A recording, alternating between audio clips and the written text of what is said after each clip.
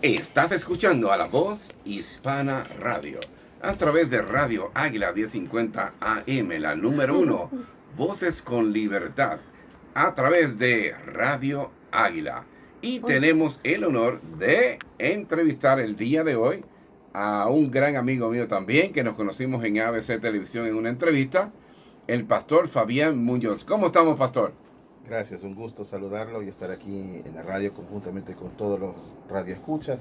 Un placer para compartir en esta tarde o en esta mañana un tema bastante polémico, bastante importante, donde topamos a un grupo vulnerable de la sociedad que son personas con discapacidad diagnosticadas con TEA, que quiere decir trastorno del espectro autista. Bien, vamos a definir qué es autismo. Bueno, el autismo, mucha gente se confunde y cree que es una enfermedad, pero realmente no es una enfermedad, es un trastorno neurobiológico del desarrollo que se manifiesta por lo regular en los primeros 3 años de vida. También son diagnosticados a través de un manual diagnóstico y estadístico que utilizan los psicólogos, que se llama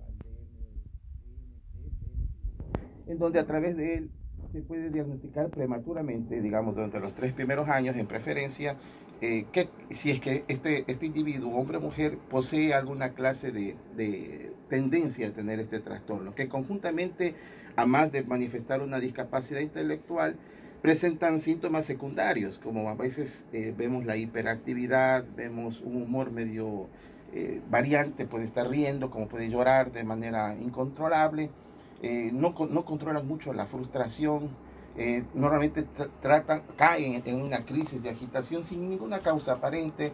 A veces algunos son impulsivos, otros son muy agresivos, otros tienen alteración de sueño, muchos tienen alteraciones en sus trastornos alimenticios, otros sufren crisis epilépticas, entre otras manifestaciones en ellos. Perfecto.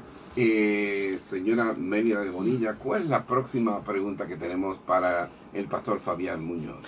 Pastor Muñoz, ¿cómo se detecta este trastorno? Esa es una gran pregunta, porque necesitamos tener indicadores a nosotros como padres para saber si nuestro hijo o nuestra hija está dentro de este perfil. Por lo regular, dentro de los 3 primeros años uno tiene que notar si nuestro hijo tiene, a veces como padres tenemos ese sexto sentido de saber de que algo algo raro hay algo diferente. Por lo regular, la mayoría de los diagnósticos son personas que no tienen dificultades para hablar y tienen mucha dificultad para poner atención. Y especialmente lo de la atención es muy complicado porque el aprendizaje viene por la atención. Correcto. Primero tengo que poner atención, luego hay repetición y después de la repetición continua viene el aprendizaje. Pero las alertas son básicamente en la escuela, en los parvularios, donde ahí nos damos cuenta que la maestra o maestro nos dicen que hay algo diferente en él o en ella. No comparten también muchos intereses, tienen mucha dificultad para conversar. Al principio solamente se tratan de comunicar con señales o con el dedo. A veces tienen dificultades en el tema alimentario, no quieren masticar, solamente quieren comer comida o papillas. Evitan muchos de ellos el contacto físico, tienen muchas repeticiones, algunos de ellos son muy ordenados, tratan de poner las cosas en fila o en hilera, son muy repetitivos, a veces aletean sus manos o caminan en puntas.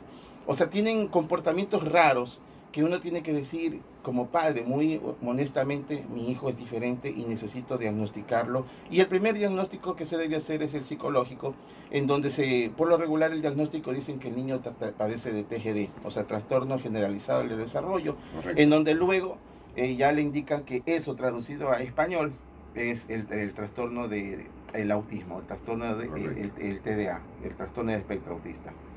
Perfecto. La próxima pregunta, ¿qué hace el Estado a favor de este grupo vulnerable? Esa es la gran pregunta millonaria. Mucho, poquito, falta.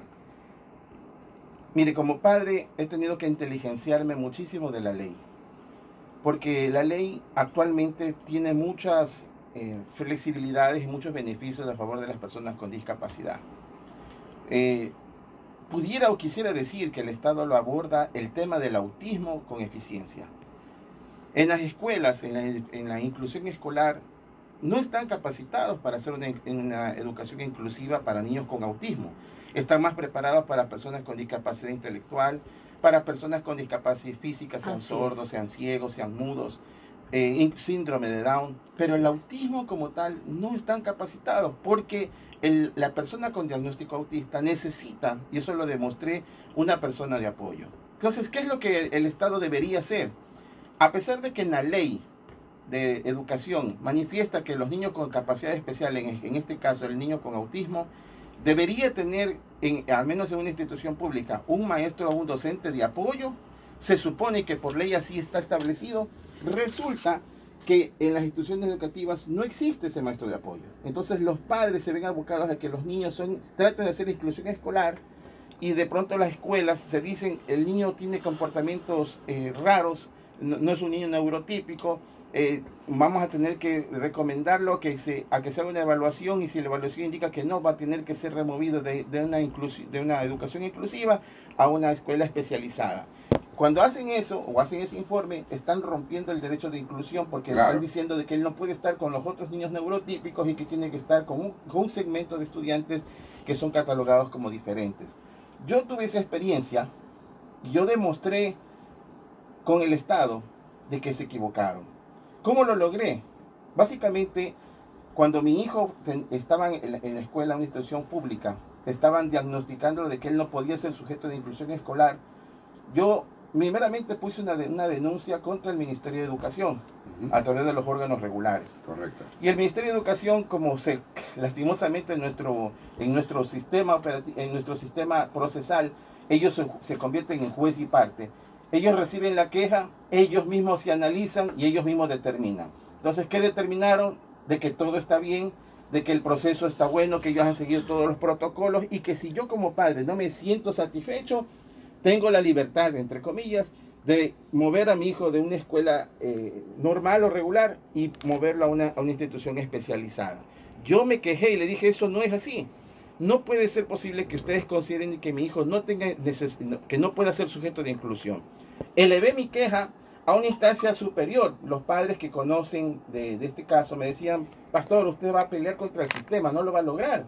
¿Cómo va a lograr que el Estado le ayude o por lo menos le otorgue un maestro de apoyo? Yo le digo, yo lo voy a lograr. ¿Y qué es lo que hice? Me fui al Consejo de Participación, Consejo Cantonal de la Protección de los Derechos de las Niñas y Adolescencia, que trabaja en conjunto con el municipio, aquí en Guayaquil. Puse la queja estableciendo de que mi hijo estaba siendo vulnerado sus derechos de estudiante, de sus derechos ciudadanos y sus derechos como una persona con discapacidad, y como un organismo pertinente, porque ellos velan por los derechos, especialmente de los niños. Lograron ellos demandar al Ministerio de Educación, y un día nos hicieron una audiencia donde estaban todos los abogados, estaban los psicólogos, y estaba yo solo, sin abogado patrocinador, estaba yo solo, pero yo ya me había empoderado de toda la ley. Claro. Luego después de 1 hora y media de debate, pasaron como 5 meses y el Consejo determinó que yo tenía la razón y le obligó al Ministerio de Educación a que me otorgara un maestro de apoyo. Excelente. Luego de eso, el Ministerio de Educación se vio obligado a darme una resolución, Claro. acogiendo la orden del Consejo, y a través de una resolución que yo tengo, mi hijo tiene ya de derecho un maestro de apoyo de manera permanente. Wow. El año pasado ya tuvo un maestro de apoyo, este año sigue con el mismo maestro de apoyo, y él tendrá ese maestro de apoyo hasta cuando él lo necesite. Y eso lo logré. O sea, en resumen, ¿qué ha hecho el Estado? Solamente leyes, pero en la vida práctica no hay una ejecución directa. Y en especial, ¿qué es lo que a mí me preocupa? El futuro. Ya no solo ahora solo la inclusión educativa, después yo quiero ver la inclusión laboral. La inclusión laboral, ¿cómo lo voy a preparar a él para que en mis días de ausencia, cómo él se va a sostener, cómo él va a vivir, quién lo va a cuidar, cómo él va a crecer, cómo va a sostener su vida? Y en ese proyecto es lo que estoy ahorita caminando con algunos padres, tratando de crear ya un futuro para nuestros hijos. ¿Cuál es la próxima pregunta, Margarita? Bien, Pastor Muñoz, en base a su experiencia, ¿cómo se pueden mejorar los procesos de inclusión para este grupo vulnerable? Tenemos 2 minutitos para eso. Con información. Eso. Necesitamos estar capacitados. Programas como este. Necesitamos estar capacitados. Una de las primeras cosas que yo me di cuenta cuando me dieron el diagnóstico de mi hijo a los 3 años de que él tenía TGD, yo me dije, ¿qué es TGD? Me dijeron, vaya y hable con una psicóloga, y la psicóloga me aterrizó y me dijo, ¿qué será autismo? En ese momento yo tuve una determinación, o negarme al diagnóstico y decir esto es falso, no, mi hijo es malcriado, cualquier cosa, o realmente enfrentarlo no con pesimismo, no con depresión, sino con firmeza. Voy a sacar la vida de mi hijo, el proyecto de vida de mi hijo bien. Y me comencé a empoderar de toda la información que en el mundo hay sobre autismo. Con esto comencé a probar, porque como no hay una regla, no hay una receta mágica para tratar a los niños con autismo, pueden usted tener 400 casos de autismo, 400 diagnósticos diferentes, tratamientos diferentes. Yo probé con todo y me iba adaptando. ¿Cómo logré todo esto? Siendo yo una persona empoderada de la información. Proactiva. Y compartiendo la información con otros padres. Por esa razón, yo me vi obligado y motivado a crear una asociación que se llama AFABEA.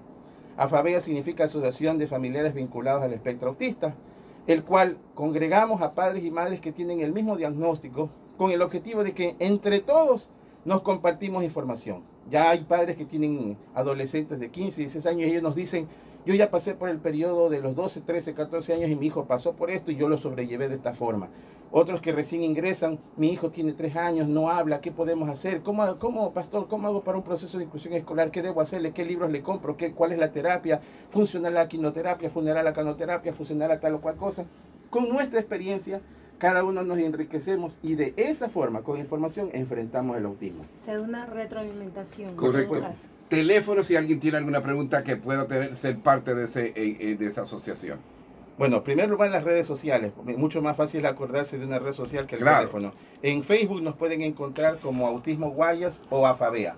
Autismo Guayas o AFABEA.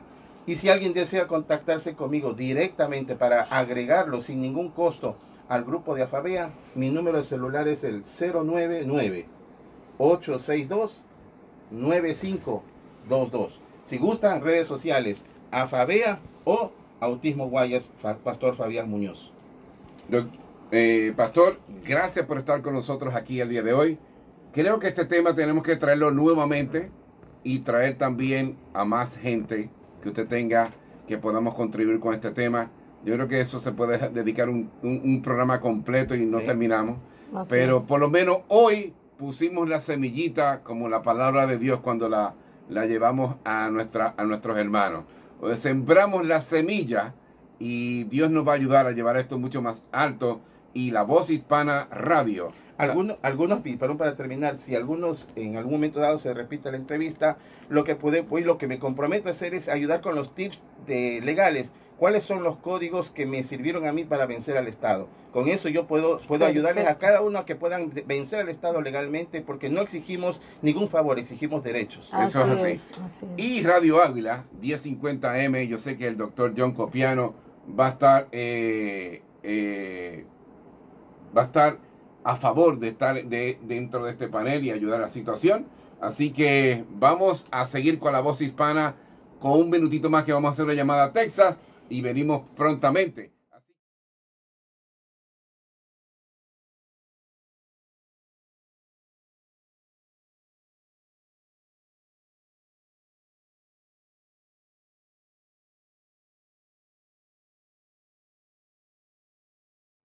Eso es otro tema diferente que podemos llevar.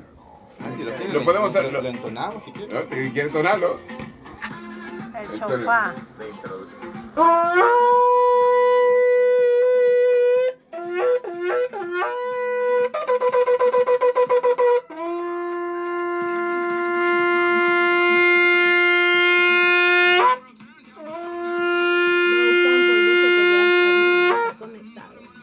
Te mandé un saludo. Gracias. Yo ya estoy aquí, dice. Águila.